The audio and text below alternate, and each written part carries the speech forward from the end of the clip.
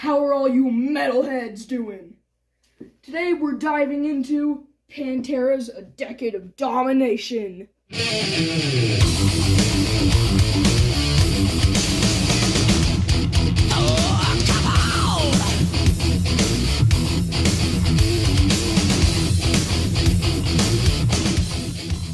is going to be the start of a series in which I will be reviewing the albums that I own on vinyl, going from chronological order from the date that I got the album. This series is heavily inspired by YouTube user JT Curtis Music, who has this whole series on the history of rock and roll music and briefly touched upon Pantera in the 90s video. But this series will be more based off of his George Harrison and Pink Floyd album reviews, which are also really great series. So, you should go check out History of Rock and his album reviews. This album is the very first album I got on vinyl. I got it through winning a raffle for an anniversary of the Metallica All Within My Hands charity. I played a gig there with my band Phantom, and I won this vinyl record in a raffle there. This album is a compilation album produced by Walmart, of all places, detailing their most iconic years going from 1990 all the way to 2000.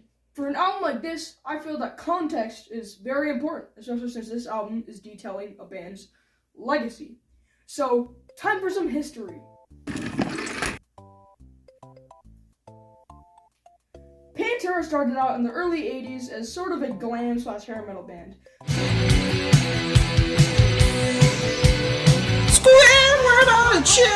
They didn't have a whole lot of notoriety until the 90s, when they released their fifth studio album, Cowboys from Hell. You see us coming and you all together, but for cover, we'll take it over this town. This album is awesome. It features the really raw, gritty, heavy performances from the guitars, drums, bass, and Phil Anselmo's screaming vocals that we all know and love today. And they basically continued with this sound all the way up until the year 2000, although sadly, much tragedy struck in the 2000s. But mainly for Pantera, during a concert, Dimebag Darrell, their guitarist, was shot and killed very tragically in 2004. Rest in peace. Sadly, we lost Vinnie Paul too, their drummer. Rest in peace. But that doesn't mean Pantera were completely done, as a few years ago they actually reunited and I think are still playing tours today. This new lineup contains the two surviving members of Pantera, Phil Anselmo and Rex Brown, and our newcomers, replacing Dimebag, is guitarist probably most well known for being in Ozzy Osbourne, Zakk Wylde, and drummer for Anthrax, Charlie Benante. And I actually got to see them once in Phoenix, along with Wolfgang Van Halen and Metallica, which was awesome. Okay, now let's get into the album.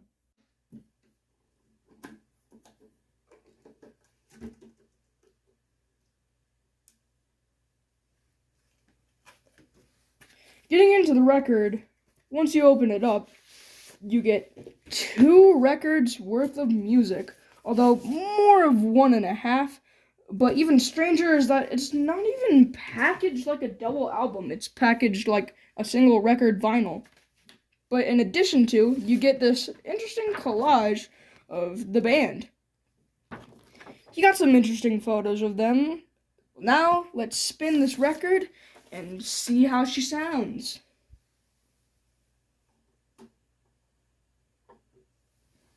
The album starts out with the title track to their breakout 5th album, Cowboys from Hell.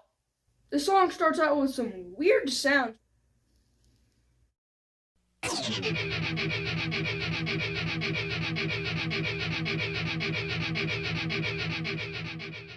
Which I believe is made up of Dimebag Darrell playing his guitar with a bunch of series of harmonics, which we've heard in another song that isn't actually on this compilation album called Heresy.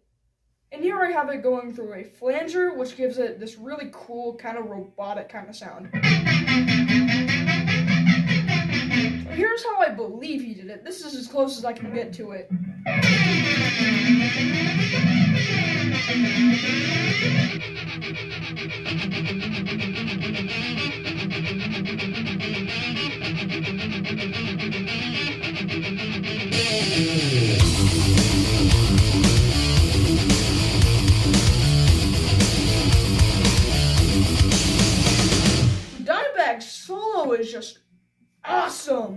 It's one of the best solos I've ever heard.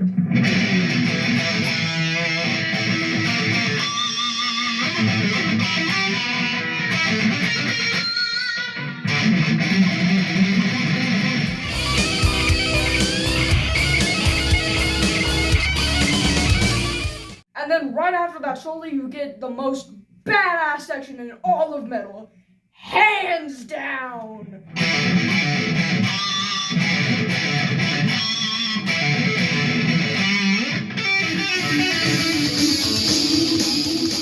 And following that awesome song, we get one of Pantera's finest songs, and one of my personal favorites off Cowboys from Hell, Psycho Holiday.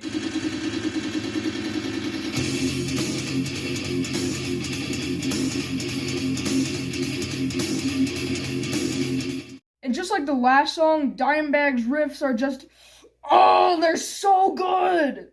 This song also probably has one of my favorite choruses. It's very catchy, and I really love how it goes very well along with the riff.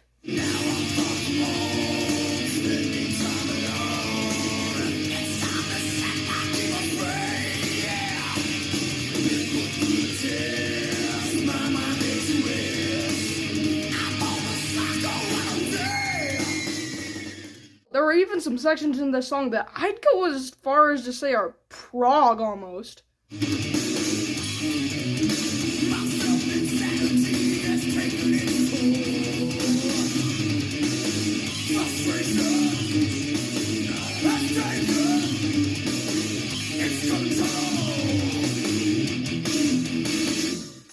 But right after that, slowing things down, we get one of the most beautiful songs ever, Cemetery Gates.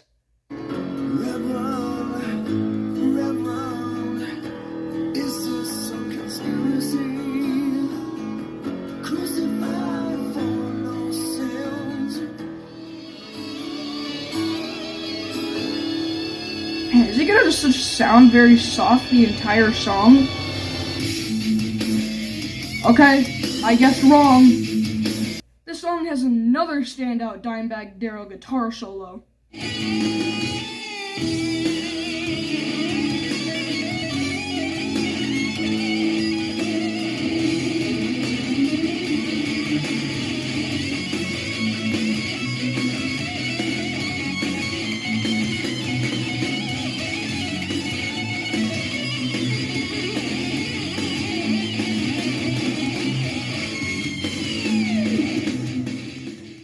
And the song ends with just, it's so awesome. You get Phil Anselmo screaming very high notes that are like on the level of Rob Halford of Judas Priest. And not only that, you get Dimebag with his guitar following Phil Anselmo's notes. Oh, it's great.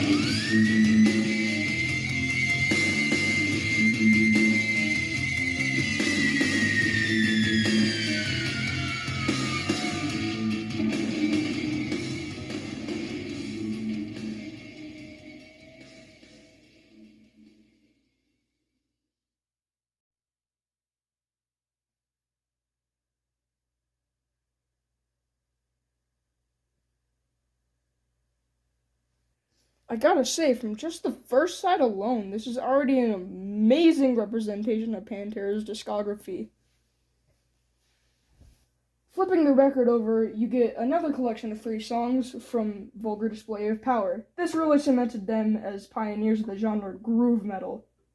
And starting off side one, you get probably my favorite Pantera song, Mouth for War.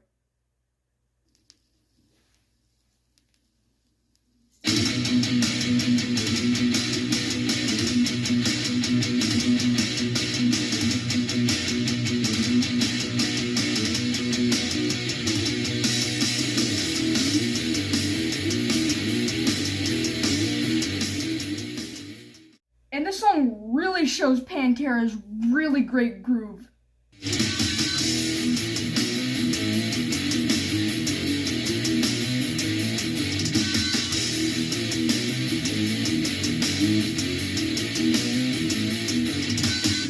I played this song live at a gig to promote the 40th anniversary of Metallica's Kill 'Em All, and oh, it's just so awesome to play this song.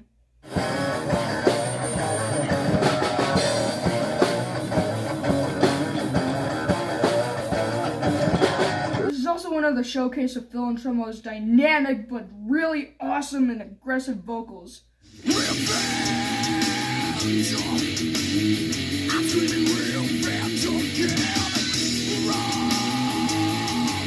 I can attest from experience that singing like that is really hard to do without straining your voice. And then out of the second chorus, you get another awesome Dimebag Darrell guitar solo.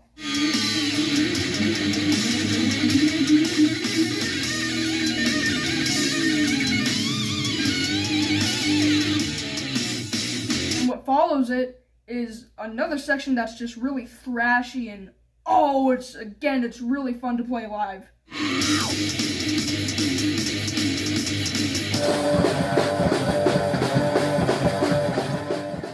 Right after Mouth for War, which is probably my favorite Pantera song, we get most definitely their most well-known song, and the first metal song that I really took a liking to, Walk!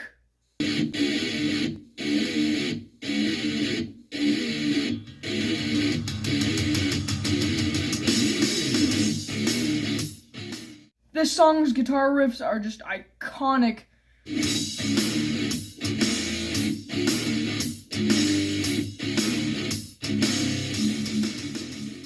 This song has a very iconic guitar solo, and this song is probably their most popular song, but it's a really great song.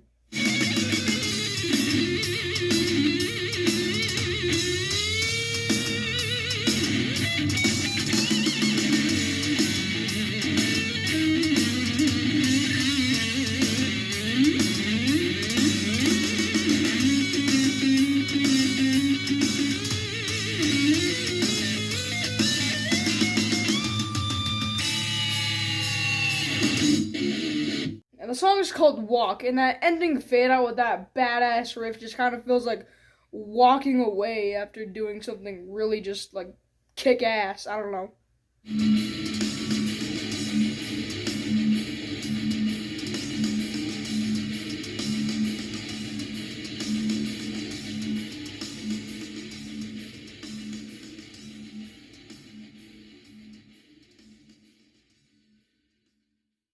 And then on this compilation album, it follows Walk with This Love.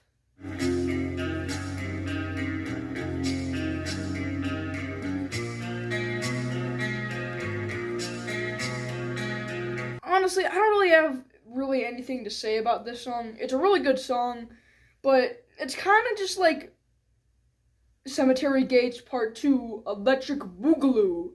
So instead... Hey, buddy, does this Pantera guy ever relax? I don't think so. This guy's dad must have kicked his ass when he was a kid. Yeah, really. He was like, "Damn it, Pantera, this beer is warm! Get me another one!" Yeah. He was like, "You treat your stepmother with respect, Pantera, or you'll be sleeping in the street." Yeah. He's like, "Damn it, Pantera, I told you to get out there and mow that lawn!" Oh, what's this? Is that a tear, Pantera? Oh, is Daddy's little girl upset? I'm gonna kick your ass in the next Tuesday. Now get out of here and quit acting like a damn little girl! Settle down, Beavis. I do really love that sort of sludgy, heavy breakdown at the end. That sounds awesome.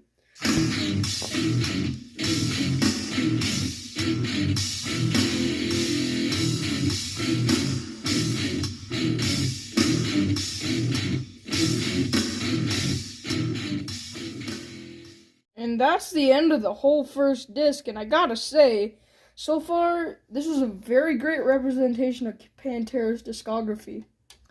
But we still have a whole nother disc to go through. Something I never really liked about this compilation album is they have 2 discs, but they only have 3 sides to the record.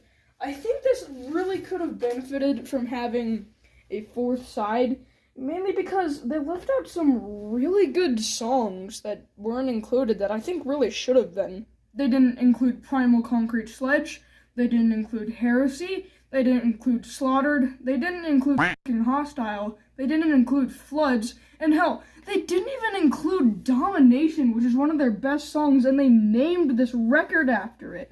Overall, I really think this album could have used a 4th side to really add some other really good songs that weren't even put in this record. I actually really like the way the back of the record looks and how it has the name of the record and Pantera logo. It's kind of hard to see because of how it's translucent, which I think is pretty cool, but yeah. The 3rd and final side starts out pretty strong with 5 Minutes Alone, another classic.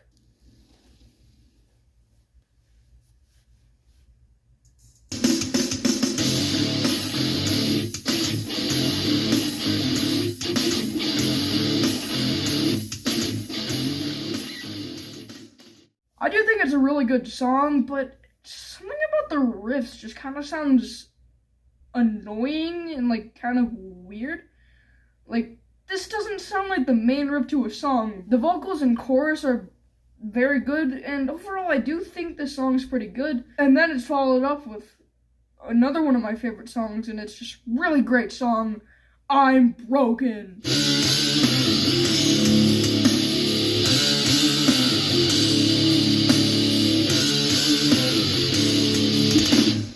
I'm Broken features some of the best guitar riffs, like I said, and the vocals are awesome. I love how they overlap in the final chorus and in the verses. It sounds pretty cool.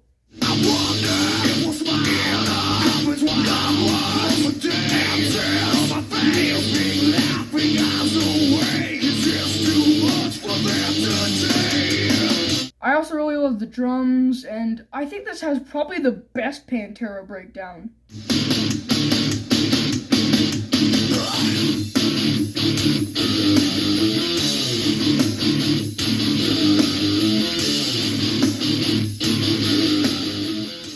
If I had to nitpick about this song, though, I really don't like how they use vocal distortion and compression on Phil Anselmo's vocal during the chorus. I think it sounds kind of bad.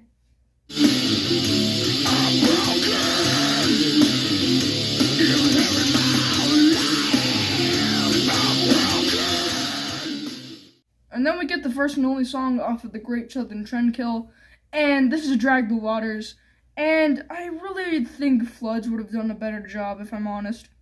I do really like the intro with the cowbell. It's fun, it's bouncy, but it's halftime, which just kind of makes it not feel, it kind of feels like the intro is misleading you.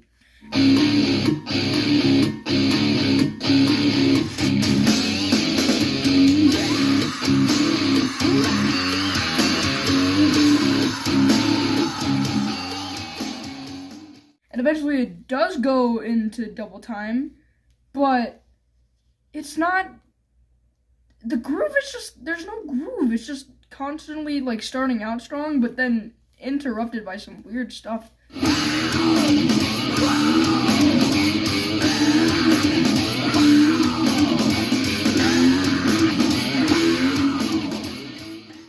I just kind of don't think this song's that great. Honestly, with the third side, I really don't like how, like, it has, like, 3 back-to-back songs where they fade out before reaching the ending. It's just kind of, I don't like it. I just don't like how all the songs fade out. But Revolution Is My Name does not fade out, and it's a really great song to go out with.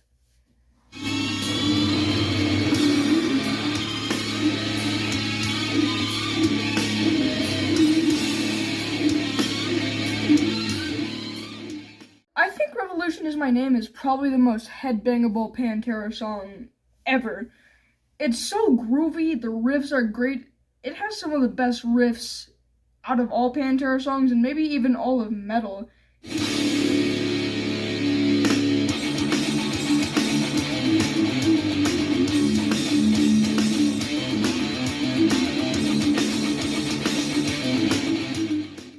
I especially love how it doesn't really stay the same that much. Like, when you think a part's getting a little long, they switch it up to a new part. I especially like when that cowbell comes in.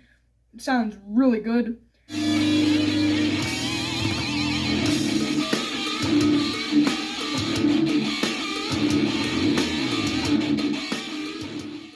And I think it's a really great song to end on. Yeah. So that was Pantera's A Decade of Domination on vinyl, my first vinyl album review in this series. Personally, I think this is a very good representation of Pantera's discography, and you can pretty much get kind of the best highlights of Pantera's discography for the price of like one Pantera album. You can basically get all of their best albums for the price of one. That's a pretty good deal, but would I recommend you buy this album on vinyl? I'm not entirely sure if I think so. While I do think this is a very good representation of their discography, like I said, there's also a bunch of problems with it too. For one, it feels almost condensed. Like, I know it's basically a greatest hits album and you can't include all of their best songs, but this just feels a little too condensed and understated, which is not really something you want to get from a compilation album detailing a band's legacy, such as Pantera. But that's just kind of the biggest issue, is they left out some of the best songs in place of some songs that honestly I'm not sure should have even really been on this compilation. And personally, I really think the third side is kind of a lukewarm note to end on. Like, it has some really good songs, but it has 3 back-to-back that just kind of fade out, and that can get a little repetitive considering those 3 songs are already kind of similar. And then you get a really good song to end on, but it's kind of weighed down by the rest of the third side. But honestly, I think if you want to get into Pantera's discography and don't know where to start, you definitely should buy this album on vinyl. So overall, I would recommend you buy this. Personally, it could have used a lot more songs, but personally, I think this is a pretty good album to get started with Pantera, and I would recommend buying this on vinyl if you want to get into Pantera and don't know where to start. But for a diehard fan who really loves a certain album and doesn't really like that much of the rest of their discography, you're probably not going to like this album. But I do really like it, despite its flaws, so I'm going to have to give this a 4 out of 5. So, tune in next time when we will be discussing the album Black Sabbath, written by Black Sabbath, based off of the horror movie Black Sabbath, containing the track Black Sabbath, containing a woman on the album cover who looks like Ozzy Osbourne of Black Sabbath.